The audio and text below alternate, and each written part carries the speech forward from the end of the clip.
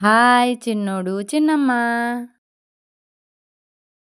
Hello friends, మా mummy biscuit chocolate ఏస్ packet తిన్నతన్ని fans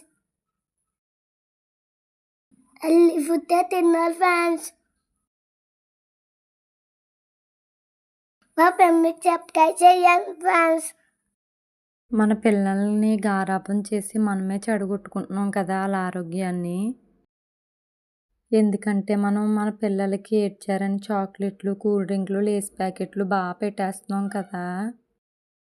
వాళ్ళు ఏడ్చినప్పుడు ఏ chocolate ఇవ్వకుండా ఇలాగా నువ్వులు అచ్చని, ఏడ్చలక అచ్చులని, కొబ్బరుండలని ఇలాగ చేసేస్తే మన పిల్లల ఆరోగ్యమే బాగుంటుంది. ఒకరోజు మారం చేస్తారు, 2 రోజులు మారం చేస్తారు, అత్తమాట మారం చేయరు కదా. మనం 2 ఇచ్చామనుకోండి కామ్గా ఉంటారు. నేను ప్రతిరోజు పిల్లలకి అదే చెప్తున్నాను. ఎందుకంటే ప్రతిరోజు చెప్పడం వల్ల ఒకరోజు కాకపోయినా ఒకరోజైనా మన పిల్లలు మనల్ని అర్థం చేసుకుంటారు కదా. మన ఇంటికి మన తెలుసున్న చుట్టాలు వచ్చారనుకోండి, పిల్లలకి చాక్లెట్లు కొన్నా, బిస్కెట్స్ కొన్నాను బయట తీసుకెళ్ళను అంటారు కదా. అలాంటివి ఏమీ కొనొద్దని మొహమాటం లేకుండా చెప్పేయండి. ఎందుకంటే ఏవే బిస్కెట్ ప్యాకెట్ ఇవి కొనొచ్చు, తప్పేం కాదు. 1, 2 బిస్కెట్ ప్యాకెట్లకి ఏమైపోద్ది, చాక్లెట్లు, ఈ లేస్ ప్యాకెట్లు, ఈ కూల్ డ్రింకులు మహా డేంజరు. ఎంతమంది డాక్టర్లు చెప్పినా, పెద్దోళ్ళు తెలుసున్న వాళ్ళు చెప్పినా ఇవేవి మనం పట్టించుకోం. ఎందుకంటే ఏముందిలే అందరూ తింటున్నారు కదా, మనం తినకపోవడానికి ఏముంది అనుకుంటాం. కానీ ఆరోగ్యం చెడిపోయే కొద్దీ కూడా అది తెలుసుకునేటప్పటికి పూర్తిగా ఆరోగ్యం చెడిపోతుంది. మా బాబు ప్రతిరోజు చాక్లెట్ ఇస్తే కానీ స్కూల్కి వెళ్ళేవాడు కాదండి.